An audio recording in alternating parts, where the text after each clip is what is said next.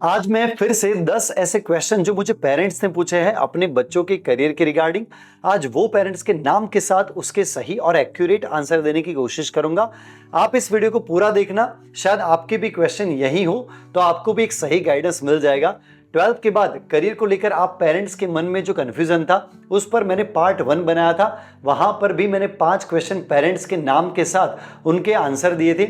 अगर वो नहीं देखे तो वो भी क्वेश्चन एक बार मेरे वीडियो सेक्शन में जाके देख लेना। आप लोगों ने उसे इतना प्यार दिया और इतने सारे मैसेजेस किए कि मुझे सच में बहुत खुशी हुई।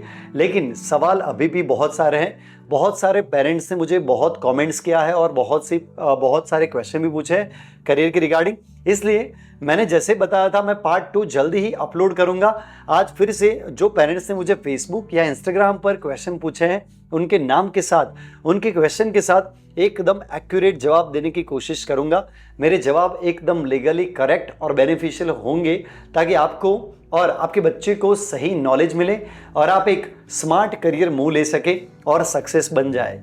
तो आज का पहला जो क्वेश्चन है वो मुझे पूछा है सरस्वती राज जी का क्वेश्चन है। तो क्वेश्चन ये है कि अगर बच्चा मार्क्स सुधारने के लिए 1 साल का ड्रॉप लेना चाहता है तो क्या वो सही है या वेस्ट ऑफ टाइम है? तो आंसर ये है सरस्वती जी, ड्रॉप लेना कभी भी वेस्ट ऑफ टाइम नहीं होता, बेशर्त बच्चा फोकस्ड हो। अगर आपकी बेटी को लगता है कि वो पिछले साल की कमियों को दूर कर सकती है तो वो 1 साल उसके आने वाले 40 साल के करियर को स्ट्रांग बना देगा। बस इसे हॉलीडे नहीं समझना है, हार्ड वर्क वाला साल मानकर चलना है। उसको बताना है कि मेहनत बहुत करनी पड़ेगी। दूसरा क्वेश्चन है जो पूछा है निकू मेहता जी का है। उन्होंने ये क्वेश्चन पूछा है, क्या DY Patil college BTech biotechnology के लिए बेस्ट है या वडोदरा में कोई और ऑप्शन देखे? तो मेरा आंसर सुनिए निकू जी, डीवाई पाटिल एक टॉप नॉच ब्रांड है। लेकिन अगर आप वडोदरा की बात करें तो एमएस यूनिवर्सिटी यानी कि एमएसयू का कोई मुकाबला नहीं है। ये ऑल इंडिया लेवल पर फेमस है। इसके अलावा पारुल यूनिवर्सिटी भी एक अच्छा आपके पास ऑप्शन हो सकता है, मॉडर्न ऑप्शन हो सकता है। थर्ड क्वेश्चन है जो मुझे दक्षा मकवानी जी का है। उन्होंने पूछा है पीसीबी के बाद बीएससी डेटा साइंस में करियर कैसा रहेगा? तो आंसर ये है दक्षा जी, ये बहुत ही स्मार्ट क्वेश्चन है आपका कि आजकल हेल्थ केयर में डेटा का रोल बहुत बढ़ गया है। इसे हेल्थ इंफॉर्मेटिक्स कहते हैं। अगर बच्चे का मन टेक्नोलॉजी और नंबर्स में लगता है तो पीसीबी के बाद एक हाई पेइंग और फ्यूचर रेडी करियर हो सकता है। क्वेश्चन नंबर 4 है जो नित्यानंद डोभाल जी का है। तो उन्होंने एक कमेंट की थी मुझे, उन्होंने बोला था कि बीएससी नर्सिंग लड़कों के लिए बेस्ट है। तो बहुत इंपॉर्टेंट सवाल है, ये क्वेश्चन मुझे बहुत सारे पेरेंट्स पूछ चुके हैं। तो अच्छा हुआ आपने भी पूछा, अब मुझे मौका मिलेगा आंसर देने का। तो नित्यानंद जी स्पॉट ऑन, मैं आपसे पूरी तरह सहमत हूँ।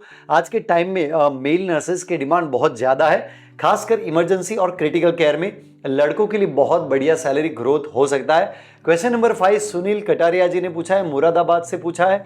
क्वेश्चन ये है कि फ्यूचर में बायो में सबसे ज़्यादा हाई डिमांडिंग कोर्स कौन सा है और नीट का क्या स्कोप है?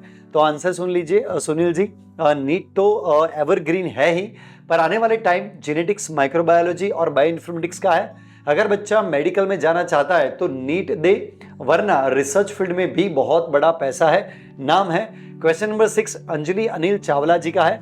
उन्होंने पूछा है कि बेटी 11th पीसीबी में है, मैथ सिर्फ बोर्ड के लिए ले रखा है, कोई ऐसा करियर बताइए जिसमें अर्निंग अच्छी हो। तो आंसर सुनिए अंजलि जी, अगर वो प्रॉपर नीट की तैयारी कर रही हैं तो डॉक्टर बनना सबसे बेस्ट रहेगा। लेकिन अगर बैकअप चाहिए तो क्लिनिकल रिसर्च या हॉस्पिटल एडमिनिस्ट्रेशन बहुत इंपॉर्टेंट हो सकता है, प्रोफेशनल हो सकता है और गुड अर्निंग वाले भी फील्ड हो सकता है। क्वेश्चन नंबर 7 जो पूछा है बलदेव कब्बे जी का है। तो क्वेश्चन ये है कि अगर बच्चा कॉमर्स स्ट्रीम से कंप्यूटर साइंस में जाना चाहे तो क्या स्कोप है? तो मेरा आंसर सुन लीजिए बलदेव जी, बिल्कुल स्कोप है। बच्चा बीसी यानी कि बैचलर ऑफ कंप्यूटर एप्लीकेशन कर सकता है। कई यूनिवर्सिटी बिना मैथ साइंस के भी कॉमर्स स्टूडेंट को एडमिशन देती है। इसके बाद आईटी सेक्टर के सारे दरवाजे खुले हो जाएंगे। क्वेश्चन नंबर 8 है सुजीत कुमार तिवारी जी का। वो पूछ रहे हैं कि नीट की तैयारी के साथ कोई ऐसा सब्जेक्ट जो यूपीएससी में भी काम आए और टेक्निकल भी हो।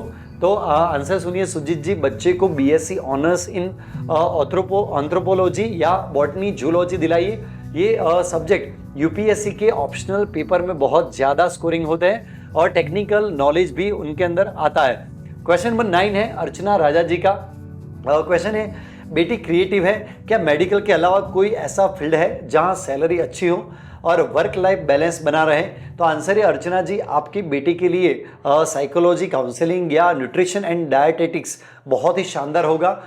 यहाँ वो अपनी क्रिएटिविटी भी इस्तेमाल कर सकेगी और खुद का क्लिनिक भी चला सकती है, जिससे घर की जिम्मेदारी भी डिस्टर्ब नहीं होगी। क्वेश्चन नंबर 10 है प्रियंका गोखरू जी का। उन्होंने पूछा है कि बेटी ने फिजिक्स छोड़ दिया है, क्या वो बायो मेडिकल साइंस या बायोटेक्नोलॉजी कर सकती है? तो मुझे थोड़ा ये क्वेश्चन अधूरा लग रहा है, पर फिर भी मैं बता रहा हूँ कि प्रियंका जी ज़्यादातर सरकारी कॉलेज फिजिक्स मांगते हैं, लेकिन बहुत सी अच्छी प्राइवेट यूनिवर्सिटीज़ हैं अब बिना फिजिक्स के भी बायोटेक्नोलॉजी में एंट्रेंस एग्जाम के जरिए एडमिशन देती है। पर मैं ये कह रहा हूँ कि 12th के अंदर फिजिक्स केमिस्ट्री बायो तो कंपलसरी होता है, तो शायद क्वेश्चन मुझे अधूरा लग रहा है। फिर भी मुझे क्वेश्चन बताना पूरा डिटेल में कमेंट में, मैं आपको बताऊंगा। बस आपको कॉलेज की वेबसाइट पर एलिजिबिलिटी एक बार चेक कर लेनी चाहिए। दोस्तों, करियर का फैसला पूरी ज़िंदगी का फैसला होता है। अगर आपको अभी भी और भी कोई क्वेश्चन है तो मुझे कमेंट में लिखे भेजिए, मैं आपके सवालों पर वीडियो बनाता रहूँगा। अगर ये जानकारी आपको काम आई हो तो इस वीडियो को उन सभी पेरेंट्स के साथ ज़रूर शेयर करें जो कन्फ्यूज्ड है। वीडियो को लाइक करें और ऐसे ही करियर अपडेट्स के लिए मुझे फॉलो करें। मिलते रहेंगे अगले वीडियो के अंदर। Thank you so much.